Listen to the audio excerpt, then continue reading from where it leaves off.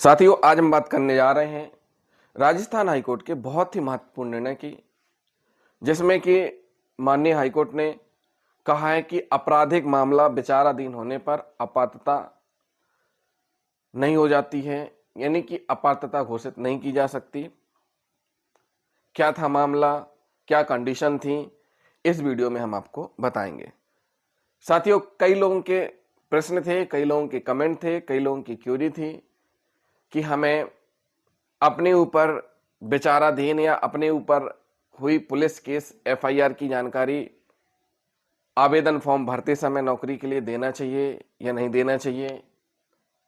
बहुत से लोगों के ये भी प्रश्न थे कि क्या एफआईआर होने के बाद नौकरी मिल सकती है या पेंडिंग वर्क है, जैसे या तो इन्वेस्टिगेशन पेंडिंग है या फिर कोर्ट में मामला विचाराधीन है, तो क्या ऐसी स्थिति में भी नौकरी के लिए पात्रता हो सकती है कि नहीं हो सकती है।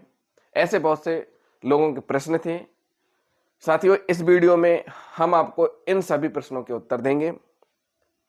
इस जजमेंट के माध्यम से माननीय राजस्थान हाईकोर्ट का जनवरी 2025 का बहुत ही महत्वपूर्ण जजमेंट है। जजमेंट क्या है, इस वीडियो में हम आपको बताएंगे। जिन साथियों ने अभी तक हमारे चैनल को सब्सक्राइब नहीं किया है, हमारे चैनल को सब्सक्राइब कर लें। वीडियो को लास्ट तक जरूर देखें। वीडियो पसंद आता है, वीडियो को लाइक करें, कमेंट करें और शेयर करें। साथियों, मामला है अमृतपाल बनाम राजस्थान राज का। अमृतपाल बनाम राजस्थान राज 2023 RJJD 011789 25 अप्रैल 2023। एसबी सिविल रिट याचिका संख्या है 17771/2022। अमृतपाल बनाम राजस्थान राज्य सचिव, मुख्य कार्यकारी अधिकारी, जिला परिषद बीकानेर, राजस्थान। साथियों, जो मुख्य कार्यकारी अधिकारी जिला परिषद बीकानेर राजस्थान है, इनके आदेश के विरुद्ध याचिकाकर्ता के द्वारा सिविल रिट याचिका प्रस्तुत की गई थी राजस्थान हाईकोर्ट में। साथियों, आधार क्या थे रिट याचिका प्रस्तुत करने के, एक एक करके हम आपको बताएंगे। होता क्या है कि वर्ष 2013 में जो याचिकाकर्ता है, इसके द्वारा विज्ञापन देखा जाता है। याचिकाकर्ता के द्वारा क्या किया जाता है, एक विज्ञापन देखा जाता है और एलडीसी के पद के लिए आवेदन किया जाता है। किसके पद के लिए? एलडीसी के पद के लिए आवेदन किया जाता है। 4/10/2022 की प्रतीक्षा सूची में 68 नंबर पर नाम आता है। जो प्रतीक्षा यानी वेटिंग लिस्ट जारी की जाती है, उसके बाद 68 नंबर पर नाम आता है। होता क्या है, 6/10/2022 और 7/10/2022 को दस्तावेज सत्यापन के लिए याचिकाकर्ता अमृतपाल को बुलाया जाता है। जब याचिकाकर्ता सत्यापन के लिए जाता है तो याचिकाकर्ता ने अपने खिलाफ अपनी पत्नी द्वारा कुछ पारिवारिक विवाद के लिए दर्ज कराए गए आपराधिक मामले के तथ्य का खुलासा किया जाता है। दस्तावेज के सत्यापन, जो साथियों एक चीज हम गलती करते हैं कि जब भी हम अगर हमारे खिलाफ कोई केस रजिस्टर्ड हुआ है, हमें उसकी जानकारी देनी चाहिए। हम क्या करते हैं, छिपा लेते हैं, झूठी जानकारी देते हैं, जो कि गलत है। याचिकाकर्ता ने बाकायदा पूरी जानकारी दी थी कि उसके और उसकी पत्नी के बीच पारिवारिक विवाद था, जिसको लेकर के उसकी पत्नी के द्वारा उसके खिलाफ मामला कायम कराया गया था और मामला धारा सहित पूरा उल्लेख किया गया था। साथियों, जो चयन करता है मुख्य कार्यकारी अधिकारी जिला परिषद बीकानेर के द्वारा अपात्रता सूची जारी की गई। अपात्रता सूची कब जारी हुई? 10/11/2022 को जारी की गई, जिसमें कि जो याचिकाकर्ता है उसके नाम का भी उल्लेख था। और उसमें रीजन क्या लिखा था याचिकाकर्ता के अपात्र होने का? लिखा था कि दिनांक 4/12/2019 के परिपत्र के मद्देनजर याचिकाकर्ता को नियुक्ति नहीं दी जा सकती, क्योंकि धारा 498A और 323, 506, 406 आईपीसी के तहत आपराधिक मामला विचाराधीन है। याचिकाकर्ता द्वारा दिनांक 10/11/2022 के आदेश से व्यथित होकर वर्तमान रिट याचिका प्रस्तुत की गई। साथियों देखिए, जो कैंसल किया गया, अपात्र घोषित किया गया, वो इस आधार पर घोषित किया गया है कि 498A 323 का अपराध याचिकाकर्ता के खिलाफ पंजीबद्ध है जो कि न्यायालय में विचाराधीन है। विचाराधीन का मतलब क्या होता है? विचाराधीन का मतलब यह होता है कि जब पुलिस एफआईआर करती है, एफआईआर करने के बाद इन्वेस्टिगेशन होता है, इन्वेस्टिगेशन होने के बाद पुलिस कोर्ट में चार्जशीट प्रस्तुत करती है। जब पुलिस कोर्ट में चार्जशीट प्रस्तुत करती है तब फिर कोर्ट में सुनवाई होती है। अभी कोर्ट में पूरी तरीके से सुनवाई नहीं हुई है, यानी निर्णय नहीं हुआ है उस मामले में, तो ऐसे मामले विचाराधीन मामले कहलाते हैं। साथियों, इस निर्णय से व्यथित होकर के यानी दुखी होकर के अपात्र घोषित किए जाने के बाद याचिकाकर्ता दुखी हुआ और उसने न्यायालय की शरण ली और जोधपुर हाईकोर्ट में रिट याचिका दाखिल की। जब जोधपुर में रिट याचिका दाखिल की गई, प्रस्तुत की गई, उस समय याचिकाकर्ता के अधिवक्ता के द्वारा अपने तर्क प्रस्तुत किए गए और याचिकाकर्ता के अधिवक्ता ने कहा कि याचिकाकर्ता और उसकी पत्नी के बीच वैवाहिक कलह है और इसलिए उसकी पत्नी ने 498 AIPC के तहत मामला दर्ज कराया है। साथ ही आगे यह कहा कि 498 A के तहत उसकी पत्नी द्वारा केवल FIR दर्ज कराना याचिकाकर्ता को LDC के पद पर नियुक्ति के लिए विचार किए जाने के अधिकार से वंचित करने का आधार नहीं हो सकता। उन्होंने प्रस्तुत किया कि विभाग की कम से कम एक उपयुक्त समिति को इस निष्कर्ष पर पहुंचने से पहले याचिकाकर्ता के मामले के तथ्यों पर विस्तार से विचार करने की आवश्यकता है। याचिकाकर्ता LDC के पद पर नियुक्त होने के लिए अयोग्य है। 10/11/2022 के आदेश के तहत किया गया विचार प्रथम दृष्टया गैर बोलने वाला, संक्षिप्त, मनमाना और अनुचित है, जो कि भारतीय संविधान के अनुच्छेद 14, 16 और 21 का उल्लंघन है। साथियों, भारतीय संविधान का अनुच्छेद 14 और 16 और 21 इनके बारे में आप सभी जानते होंगे। साथियों, ये मौलिक अधिकार हैं जो सभी व्यक्तियों के जीवन यापन के लिए, सभी व्यक्तियों को अपने हक के लिए प्राप्त है हमें संविधान में। साथियों, जो आर्टिकल 14 है, थोड़ा सा हम नजर डाल लेते हैं आर्टिकल 14 में भी। आर्टिकल 14 कहता है समता का अधिकार, जिसमें दिया गया है कि जो याचिकाकर्ता है, याचिकाकर्ता ने अपने वकील के माध्यम से जो तर्क प्रस्तुत किए हैं, तो याचिकाकर्ता के वकील ने कहा है कि संविधान के अनुच्छेद 14, 16 और 21 का उल्लंघन है।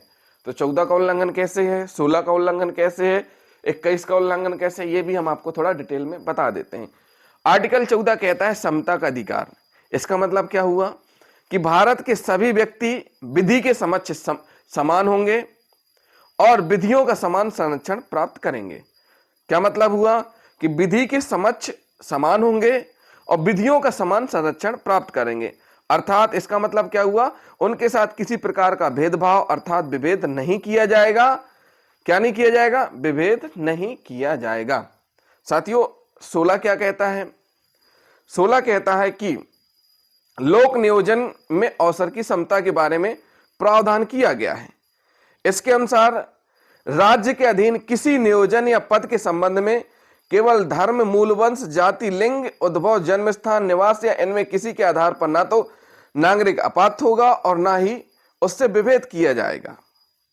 अभिप्राय यह हुआ कि समान योग्यता होने पर केवल निम्नांकित आधारों पर नियोजन में विभेद नहीं किया जा सकता, जैसे धर्म, मूल वंश, जाति, लिंग, उद्भव, जन्म स्थान, निवास के आधार पर विभेद नहीं किया जा सकता है। अर्थात इतना ही नहीं, वांछनीय योग्यता होने पर अर्थात समान योग्यता होने पर समान कार्य के लिए उपयुक्त आधारों पर किसी प्रकार का भेदभाव नहीं किया जा सकता। 16 हो गया। 21 क्या कहता है? आर्टिकल 21 बहुत महत्वपूर्ण है। आर्टिकल 21 कहता है प्राण एवं दैहिक स्वतंत्रता का अधिकार। साथियों, धारा 21 अनुच्छेद 21 जो है आर्टिकल का, जो कहता है प्राण एवं दैहिक स्वतंत्रता का अधिकार, संविधान के अनुच्छेद 21 द्वारा प्रदत्त यह एक महत्वपूर्ण अधिकार है। अनुच्छेद 21 में कहा गया है कि किसी व्यक्ति को उसके प्राण या दैहिक स्वतंत्रता से विधि द्वारा स्थापित प्रक्रिया के अनुसार ही वंचित किया जाना चाहिए, अन्यथा नहीं। अभिप्राय इसका यह हुआ कि प्रत्येक व्यक्ति को जीवन जीने का अधिकार है। यही कारण है कि इसे जीने का अधिकार भी कहा जाता है। साथियों, इसमें क्या क्या समाहित है? इसमें है चिकित्सा का अधिकार, पर्यावरण संरक्षण का अधिकार है, त्वरित विचारण का अधिकार है, शिक्षा का अधिकार है, निःशुल्क विधिक सहायता का अधिकार है, एकांतता का अधिकार है, सूचना पाने का अधिकार है। तो साथियों, जो याचिका करता है उनके अधिवक्ता के द्वारा ये तर्क प्रस्तुत किए गए कि अनुच्छेद 14, 16 और 21 का उल्लंघन है।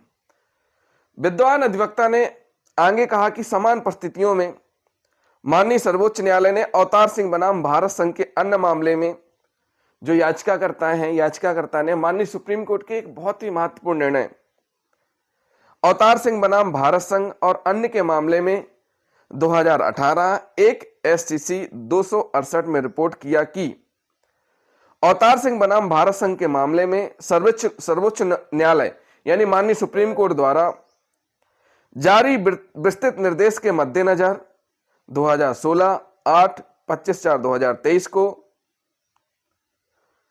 डाउनलोड किया गया और प्रस्तुत किया गया। कहां पर? माननीय हाईकोर्ट में।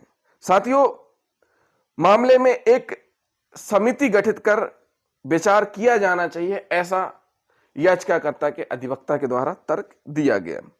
इसलिए प्रार्थना करते हैं कि रिट याचिका को अनुमति दी जाए और 10/11/2022 के आदेश को रद्द किया जाए और अलग रखा जाए। किस आदेश को रद्द किया जाए? जिसमें कि अपात्र घोषित किया गया था, उस आदेश को रद्द किए जाने की मांग याचिकाकर्ता के अधिवक्ता के द्वारा की गई। इसके विपरीत जो प्रतिवादी हैं राजस्थान राज्य सचिव और मुख्य कार्यकारी अधिकारी, ये प्रतिवादी हैं। इनके अधिवक्ता ने क्या कहा? इनके अधिवक्ता ने कहा कि LDC के पद पर नियुक्ति के लिए याचिकाकर्ता के मामले पर विचार करते समय प्रतिवादियों ने राज्य सरकार द्वारा 4/12/2019 को जारी अधिसूचना को ध्यान में रखा है। 4/12/2019 को नोटिफिकेशन जारी हुआ था, उसको ध्यान में रखा है। उन्होंने कहा कि चूंकि याचिकाकर्ता के खिलाफ IPC की धारा 498A के तहत FIR दर्ज की गई है, इसलिए वह LDC के पद पर नियुक्ति के लिए विचार किए जाने के लिए अयोग्य है। इसलिए 10/11/2022 के आदेश को पारित करते समय प्रतिवादियों द्वारा कोई अवैधता नहीं की गई है। जो प्रतिवादी हैं यानी जिनको पार्टी अमृतपाल यानी याचिकाकर्ता के द्वारा बनाया गया है, उनकी तरफ से पक्ष रखा गया है कि उनके द्वारा किसी प्रकार की कोई भी अवैधता नहीं की गई है। जो अपात्रता लिस्ट जारी की गई है, अपात्रता सूची में याचिकाकर्ता का नाम है, वो सही है। तो साथियों, तर्क वितर्क हुआ, यानी याचिकाकर्ता के अधिवक्ता के द्वारा भी तर्क रखे गए और जो प्रतिवादीगण हैं उनके अधिवक्ता के द्वारा भी तर्क रखे गए। माननीय हाईकोर्ट ने दोनों पक्षों को सुना। दोनों पक्षों को सुनने के बाद माननीय राजस्थान हाईकोर्ट ने कहा कि जो सामने डॉक्यूमेंट थे, जो दस्तावेज हैं, उनका अवलोकन किया और पाया गया कि 10/11/2022 के आदेश का मात्र अवलोकन करने से पता चलता है कि याचिकाकर्ता को अयोग्य घोषित करते समय केवल IPC की धारा 498A और 323 के तहत आपराधिक मामले के लंबित होने के तथ्य को नोट किया गया। माननीय न्यायालय ने कहा कि जब अपात्र घोषित किया गया है तो इस चीज को नोट किया गया है, धारा 498A और 323 के तहत आपराधिक मामले के लंबित होने के तथ्य को नोट किया गया है। साथियों, माननीय हाईकोर्ट ने कहा कि न्यायालय में अवतार सिंह माननीय सुप्रीम कोर्ट के मामले में माननीय सुप्रीम कोर्ट द्वारा प्रतिपादित कानून के आलोक में प्रतिवादियों द्वारा विचार करना अनुचित है। इस मामले पर अवतार सिंह बनाम भारत सिंह और अन्य के मामले में माननीय सर्वोच्च न्यायालय द्वारा जारी निर्देशों और दिशा निर्देशों के आलोक में विचार करने की आवश्यकता है। माननीय सुप्रीम कोर्ट ने कहा कि जो अवतार सिंह बनाम भारत सिंह का मामला है, उसके दिशा निर्देश जो हैं उन पर विचार किया जाना आवश्यक है। साथियों, अवतार सिंह बनाम भारत संघ का जो मामला है उसके जो दिशा निर्देश हैं वो भी हम आपको इसी वीडियो में बताने जा रहे हैं। तो साथियों, ये वीडियो बहुत महत्वपूर्ण होने वाला है, वीडियो को लास्ट तक जरूर देखें। एक एक दिशा निर्देश बताएंगे। पहला दिशा निर्देश है कि किसी अभ्यर्थी द्वारा साथियों, हम आपको जो दिशा निर्देश बता रहे हैं अवतार सिंह बनाम भारत संघ और अन्य के मामले के बारे में बता रहे हैं। साथियों, किसी अभ्यर्थी द्वारा नियोक्ता को दोष सिद्धि, दोष मुक्ति या गिरफ्तारी या किसी आपराधिक मामले के लंबित रहने के संबंध में दी गई सूचना चाहे सेवा में आने से पहले या बाद में सत्य होनी चाहिए तथा अपेक्षित सूचना को छिपाया या गलत नहीं बताया जाना चाहिए। साथियों, यह बहुत महत्वपूर्ण बात है कि किसी भी अभ्यर्थी द्वारा, चाहे वो नौकरी के पहले हो या नौकरी के बाद हो, सत्य को नहीं छिपाएगा। दोष सिद्धि या दोष मुक्ति या गिरफ्तारी, ये सारी जानकारी देगा। दूसरा नंबर है झूठी सूचना देने पर सेवा समाप्ति या उम्मीदवारी रद्द करने का आदेश पारित करते समय नियोक्ता ऐसी सूचना देते समय मामले की विशेष परिस्थितियों यदि कोई हो का ध्यान रख सकता है। साथियों, झूठी सूचना देने पर, जैसे किसी के खिलाफ एफआईआर दर्ज है, किसी के खिलाफ दोष मुक्ति की गई है, कई बार होता क्या है कि हम ध्यान नहीं देते हैं, दोस्तों के चक्कर में कभी कभी हम जुआ खेल लेते हैं, सट्टा खेल लेते हैं या अवैध रूप से शराब विक्रय करते हैं, या छोटे मोटे मामले हैं जिनको हल्के में ले लेते हैं और वो अपराध कर बैठते हैं। जब इस प्रकार के अपराध आप कर बैठते हैं, पुलिस द्वारा कार्रवाई की जाती है और आप न्यायालय में दोष सिद्ध होते हैं, आपके खिलाफ जुर्माना होता है। हम यह नहीं कह रहे हैं कि कई बार आप गलत ही होते हैं, हो सकता है कई बार आप गलत फंसे हो। तो ऐसी स्थिति में अगर आपने अपने केस को नहीं लड़ा है और आपने जुर्माना जमा कर दिया है न्यायालय में, तो यह माना जाएगा कि आपने अपना जुर्म स्वीकार कर लिया है, अपना पक्ष नहीं रखा है। अगर आपने जुर्माना स्वीकार कर लिया है तो इसका मतलब आप दोष सिद्ध हैं। और ऐसी परिस्थितियों में आपने अगर यह जानकारी छिपा ली, अभी आपको नहीं अखरेगा, जब आपका किसी बड़ी जॉब में या कोई बड़ी पद में आपका सिलेक्शन होगा, फिर पुलिस वेरिफिकेशन आएगा, तब जाके एक छोटा सा मामला निकल आएगा जुआ खेलने का। फिर आप उन परिस्थितियों में अपने आप को कोसेंगे कि काश हम उस दिन उस दोस्त के साथ वहां ना गए होते, ना हमने जुआ खेला होता, तो आज हम इस पद पर होते। आपको झूठी जानकारी छिपाई नहीं पड़ती। तो ऐसी परिस्थितियां होती हैं, तो इनसे बचना जरूरी है। अच्छे दोस्त चुनिए, इन रास्तों पर ना जाइए। अपराध की दुनिया बहुत खराब है, अपराधी का कोई भविष्य नहीं होता है, इसलिए अपराध बिल्कुल ना करें। साथियों, अगर आपके खिलाफ किसी प्रकार का कोई मामला पंजीबद्ध है, उसकी सूचना देना जरूरी है। अगर आपने झूठी सूचना दी है, गलत जानकारी दी है, तो आप अपात्र माने जाएंगे और जो नियोक्ता है वो आपको आपकी सेवा समाप्ति कर सकता है, लेकिन परिस्थितियां ध्यान में रखिएगा। तीसरा पॉइंट है नियोक्ता को निर्णय लेते समय, यानी जो नियोक्ता है, अपॉइंट करता अधिकारी है, नियोक्ता को निर्णय लेते समय कर्मचारी पर लागू सरकारी आदेशों, निर्देशों, नियमों को ध्यान में रखना चाहिए। साथियों, जो नियोक्ता है उसको सारे जो सरकारी नियम है उनको ध्यान में रखना चाहिए निर्णय लेते समय। नेक्स्ट है, यदि किसी आपराधिक मामले में संलिप्तता की सूचना को दबाया जाता है या गलत सूचना दी जाती है, जहां आवेदन, सत्यापन, प्रपत्र दाखिल करने से पहले ही दोष सिद्धि या दोष मुक्ति दर्ज की जा चुकी है और ऐसे तथ्य बाद में नियोक्ता के ज्ञान में आता है, तो मामले के लिए उपयुक्त निम्नलिखित में से कोई भी उपाय अपनाया जा सकता है। साथियों, देखिए, यह भी बहुत महत्वपूर्ण बात है। यदि किसी आपराधिक मामले में संलिप्तता की सूचना को दबाया जाता है, जैसे किसी मामले में संलिप्तता की सूचना को दबाया गया या गलत सूचना दी गई, जहां आवेदन सत्यापन प्रपत्र दाखिल करने से पहले ही दोष सिद्धि या दोष मुक्ति दर्ज की जा चुकी है और ऐसे तथ्य बाद में नियोक्ता के ज्ञान में आते हैं और बाद में जो अपॉइंट करता अधिकारी है उसको बाद में पता चलता है। तो फिर ऐसे क्या उपाय अपनाए जाते हैं? पहला है, किसी ऐसे मामले में जो प्रकृति में छोटा हो और जिसमें दोष सिद्धि दर्ज हो चुकी हो, जैसे कि कम उम्र में नारे लगाना या छोटा मोटा अपराध जिसके उजागर होने पर पदधारी संबंधित पद के लिए अयोग्य नहीं होता, नियोक्ता अपने विवेक अनुसार चूक को अनदेखा करके तथ्यों को छिपाने या गलत सूचना देने को नजरअंदाज कर सकता है। माननीय सुप्रीम कोर्ट ने कहा है कि किसी ऐसे मामले में जो कि छोटी प्रकृति का है और कम उम्र में जैसे नारे लगाने या छोटा मोटा अपराध हुआ है,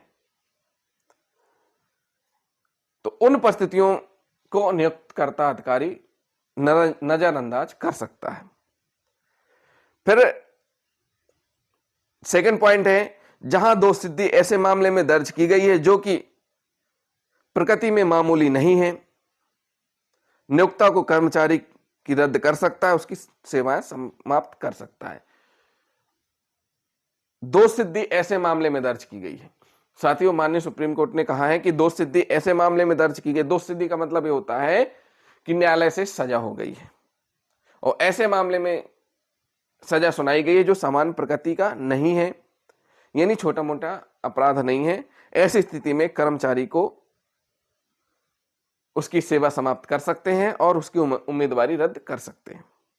तीसरा है, नैतिक अधमता जघन्य गंभीर प्रकृति के अपराध से संबंधित मामले में। साथियों, बड़े अपराध हैं, नैतिक अधमता जघन्य गंभीर प्रकृति के अपराध हैं।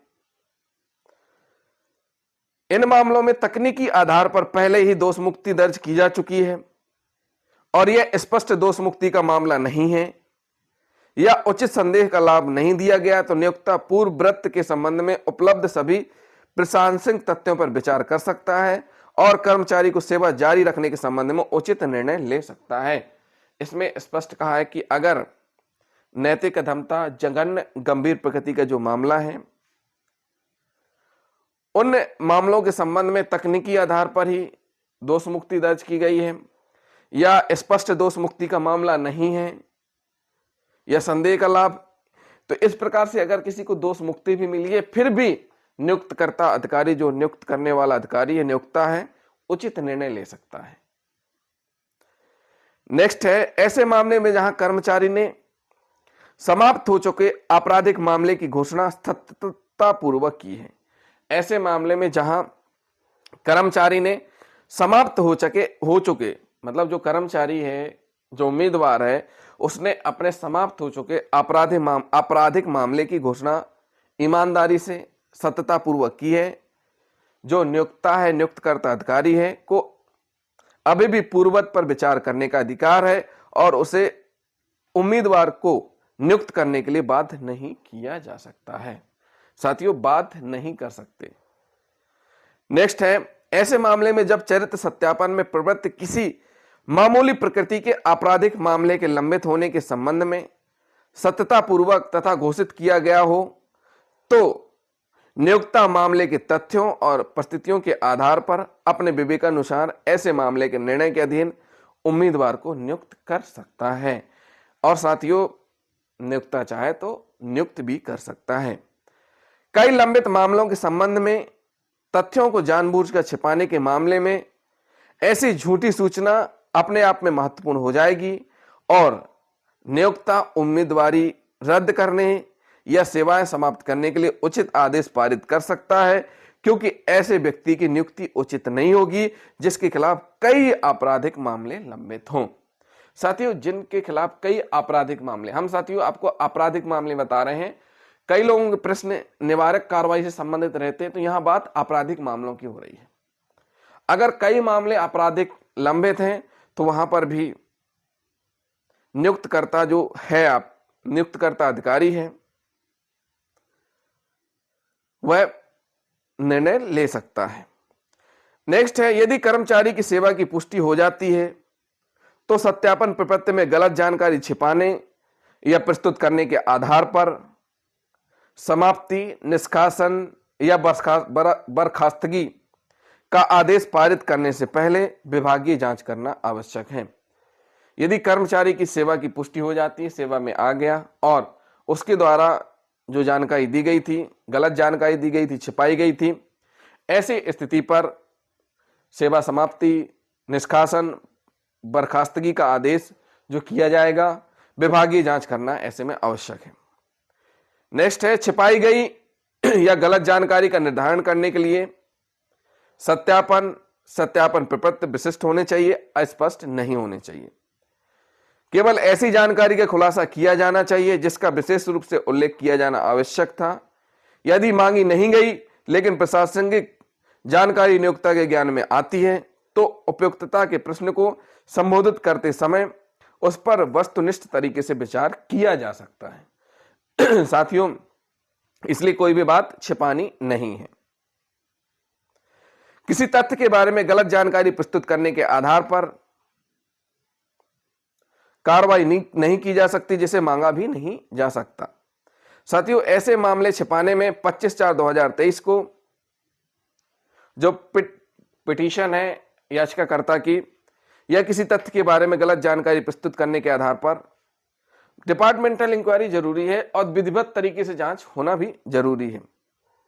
इसमें कहा गया है कि यदि मांगी गई जो भी जानकारी है अगर वो छिपाई जा रही है तो गलत है, आपको छिपाना नहीं है। नेक्स्ट है किसी व्यक्ति को सप्रेशन, वेरी या सजेस्टिव फालसी का दोषी ठहराए जाने से पहले तथ्य का ज्ञान उसे अवश्य होना चाहिए। साथियों, तथ्य का ज्ञान अवश्य रूप से होना चाहिए। अवतार सिंह 2 में दिए गए निर्णय के मद्देनजर, जिसका प्रभावी भाग हमने आपको स्पष्ट करके बता दिया, जो नियुक्ति प्राधिकारी है उसको माननीय हाईकोर्ट ने निर्देश दिए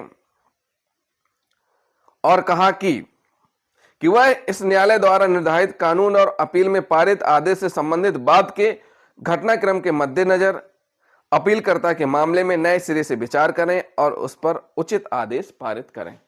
साथियों, माननीय राजस्थान हाईकोर्ट ने जो माननीय सुप्रीम कोर्ट का निर्णय है अवतार सिंह बनाम भारत संघ का, उसके दिशा निर्देशों का उल्लेख करते हुए कहा कि इस पर फिर से विचार किया जाना चाहिए और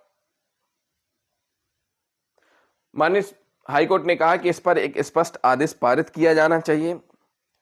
नियुक्ति प्राधिकारी को उपरोक्तता अनुसार आदेश पारित करने में सक्षम बनाने के लिए अपीलकर्ता को नियुक्त प्राधिकारी के समक्ष उचित अभ्यावेदन दाखिल करना होगा। माननीय राजस्थान हाईकोर्ट ने कहा कि जो याचिकाकर्ता अमृतपाल हैं, उचित अभ्यावेदन नियुक्तकर्ता जो मुख्य कार्यकारी अधिकारी जिला परिषद बीकानेर हैं, उनके समक्ष प्रस्तुत करना होगा और नियुक्त प्राधिकारी अपीलकर्ता को सुनवाई का अवसर प्रदान करने के पश्चात अभ्यावेदन प्राप्त होने की तिथि से 4 महीने के भीतर कानून के अनुसार आदेश पारित करेंगे। साथियों, याचिकाकर्ता के लिए माननीय राजस्थान हाईकोर्ट ने कहा कि अभ्यावेदन आपको प्रस्तुत करना है और साथ ही साथ जो नियुक्तकर्ता अधिकारी हैं उनके लिए भी कहा कि अभ्यावेदन प्राप्त होने के 4 महीने के भीतर आपको कानून के अनुसार आदेश पारित करना है।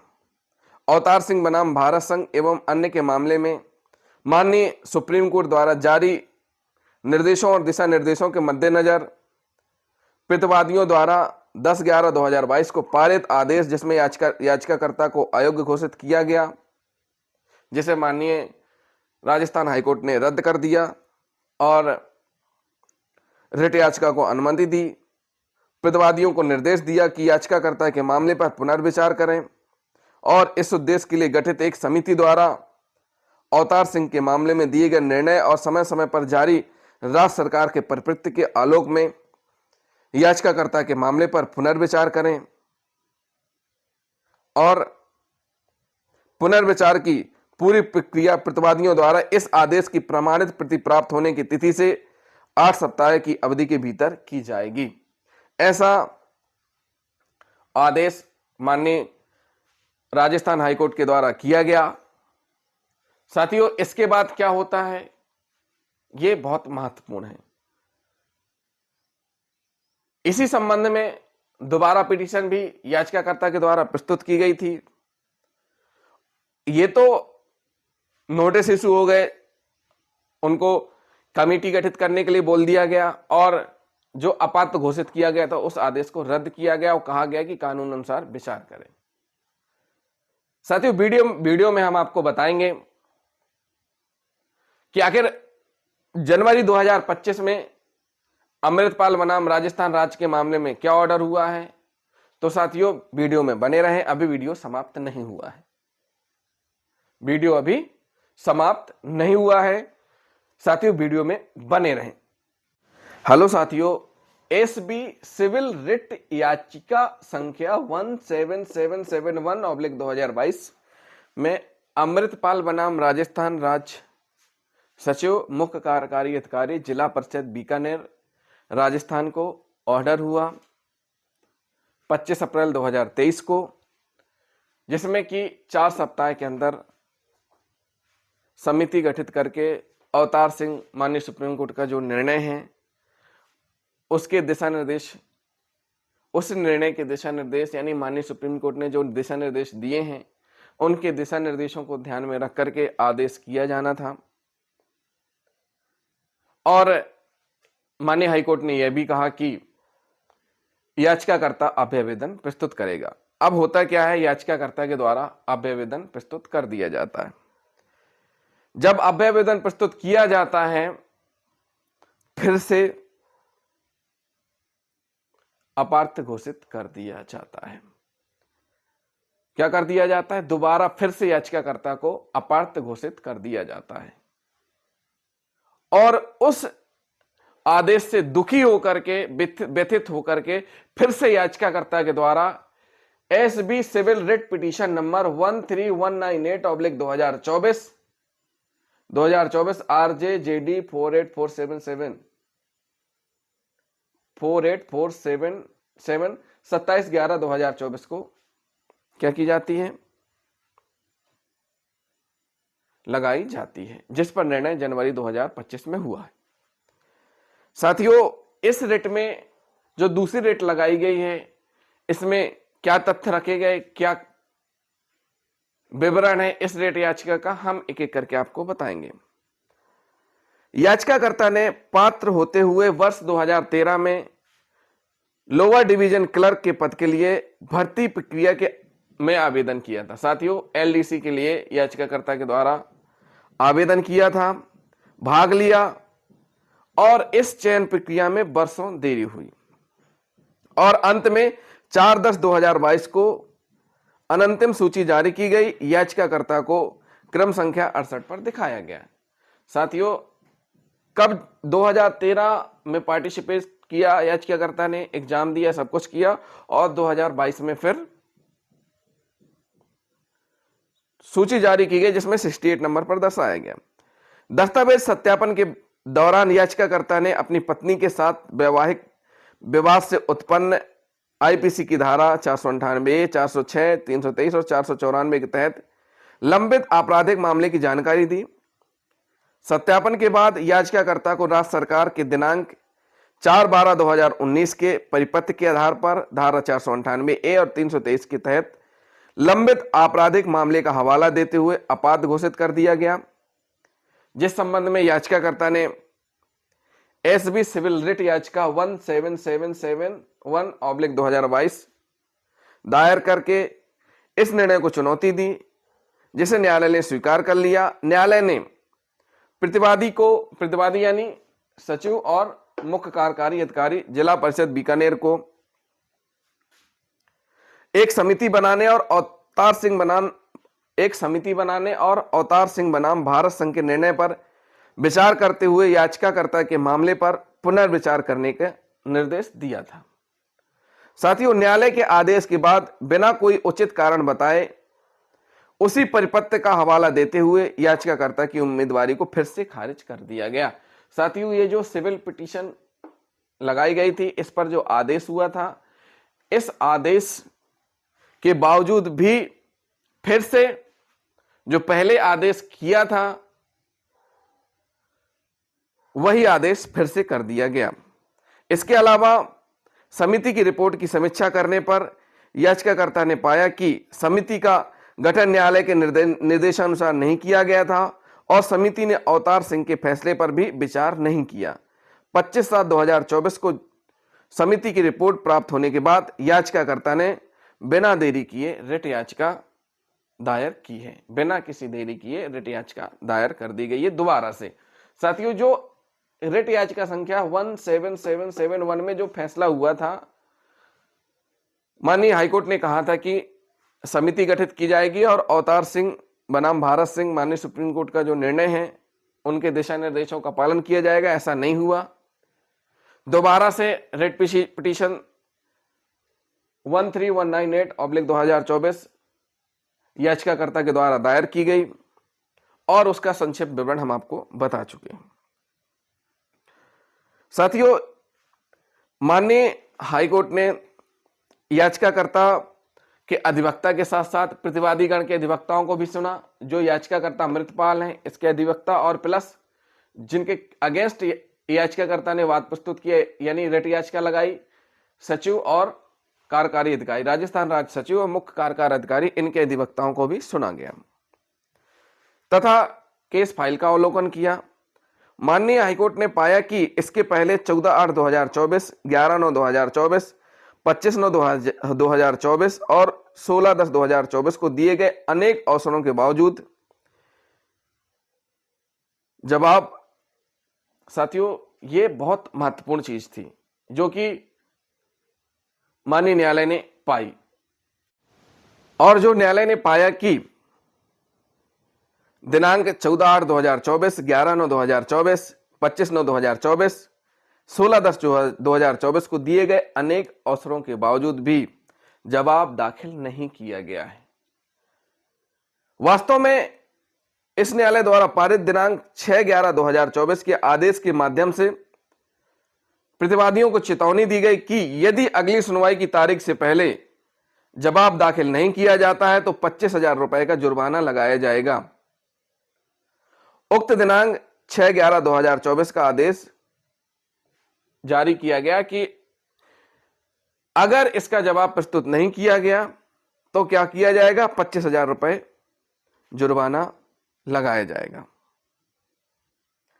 साथियों, कोई जवाब दाखिल नहीं किया गया और इसके लिए फिर से अवसर मांगा जा रहा है। फिर भी जवाब प्रस्तुत नहीं हुआ और अवसर मांगा जा रहा है। दिनांक 6/11/2024 के आदेश के मद्देनजर और समय देने का कोई औचित्य नहीं लगता, इसलिए जवाब दाखिल करने का अधिकार बंद किया जाता है। माननीय हाईकोर्ट ने कहा कि अगली सुनवाई में जवाब प्रस्तुत करें सचिव और जिला अधिकारी, मुख्य कार्यकारी अधिकारी, जिला परिषद बीकानेर। फिर भी उनके अधिवक्ता के द्वारा समय मांगा गया तो माननीय हाईकोर्ट ने कहा कि अब समय देने का कोई औचित्य नहीं है, इसलिए जवाब दाखिल करने के अधिकार को बंद किया जाता है। याचिकाकर्ता के विद्वान वकील का तर्क है कि इस न्यायालय के समक्ष मुकदमे का यह दूसरा दौर लोअर डिवीजन क्लर्क के पद पर नियुक्ति की मांग कर रहा है, जिस पर चयन सूची के अनुसार पात्र और योग्य है। हालांकि उसके और उसकी पत्नी के बीच वैवाहिक विवाद के लंबित होने के कारण भारतीय दंड संहिता की धारा 498A के साथ धारा 323 के तहत आपराधिक मुकदमा चलाया गया है, जो शादी के 9 साल बाद उसकी पत्नी द्वारा दर्ज कराई गई FIR संख्या 0123 दिनांक 4/6/2020 के अनुसार है। याचिकाकर्ता को केवल इसी आधार पर अयोग्य ठहराया गया है, जो कानून में उचित नहीं है। इस प्रकार माननीय हाईकोर्ट ने वादी प्रतिवादी दोनों अधिवक्ताओं के तर्कों को सुना और लास्ट में माननीय न्यायालय द्वारा निर्णय सुनाया गया। निर्णय यह सुनाया गया कि निचली श्रेणी क्लर्क पद के लिए याचिकाकर्ता की उम्मीदवारी को खारिज करने वाला विवादित आदेश और समिति की रिपोर्ट इस प्रकार मनमाना, अनुचित और उचित विचार की कमी है, जिसके लिए इसे रद्द करने के लिए न्यायिक हस्तक्षेप की आवश्यकता है और तदनुसार यह आदेश दिया जाता है प्रासंगिक रूप से नौकरी के विज्ञापन के समय कोई भी सुनवाई कार्रवाई लंबित नहीं थी। प्रतिवादी की देरी ने याचिकाकर्ता को एक सही नियुक्ति से वंचित कर दिया। किसी भी मामले में आपराधिक मुकदमा लंबित होने पर जब तक दोष सिद्धि के माध्यम से दोषी साबित न हो जाए, नियुक्तियों को रोका नहीं जा सकता। आदेश के पिछले भाग में दर्ज कारणों से याचिका स्वीकार की जाती है। दिनांक 9/10/2025 के अंतर्गत आदेश के माध्यम से चयन प्रक्रिया में याचिकाकर्ता के लिए एक पद रिक्त करने का निर्देश दिया गया था। प्रतिवादियों को निर्देश दिया जाता है कि याचिकाकर्ता को तत्काल आदेश के वेब प्रिंट के साथ उनके पास आने पर 30 दिनों की अवधि के भीतर नियुक्ति पत्र जारी किए जाएं, जो लंबित आपराधिक मुकदमे के अंतिम परिणाम के अधीन होगा। याचिकाकर्ता को यह भी वचन देना होगा कि यदि उसे आपराधिक मुकदमे में दोषी ठहराया जाता है तो वह तत्काल आदेश के आधार पर किसी भी इक्विटी का दावा नहीं करेगा। साथियों, माननीय हाईकोर्ट ने कहा कि जिस समय फॉर्म भरा गया याचिकाकर्ता के द्वारा, जिस समय वैकेंसी निकली थी और भर्ती प्रक्रिया हुई थी, उस समय कोई मामला लंबित नहीं था। और माननीय न्यायालय ने यह भी कहा कि लंबित रहने के दौरान अपात्रता घोषित नहीं हो जाती है। और साथ ही यह भी कहा कि जब तक दोष सिद्धि नहीं हो जाती है, जब तक कि अपात्र घोषित नहीं किया जा सकता। और 30 दिन के अंदर नियुक्ति आदेश जारी करने के आदेश दिए। साथियों, यह बहुत महत्वपूर्ण निर्णय है। इसमें सारे पॉइंट आ गए हैं। जिन साथियों के डाउट थे कि हमें क्या जानकारी देनी चाहिए, क्या नहीं देनी चाहिए, तो साथियों, जब भी आप फॉर्म भरते हैं तो आप सारी जानकारी भरें। जो भी आपके खिलाफ FIR हुई है, जो भी क्रिमिनल केस दर्ज है, उसकी क्या स्थिति है, पूरी स्थिति लिखें, गलत जानकारी ना दें। और अपराध का विचारण पेंडिंग है, पेंडिंग अवधि में आपको अपात्र घोषित नहीं किया जा सकता। इस न्यायालय ने क्लियर कर दिया।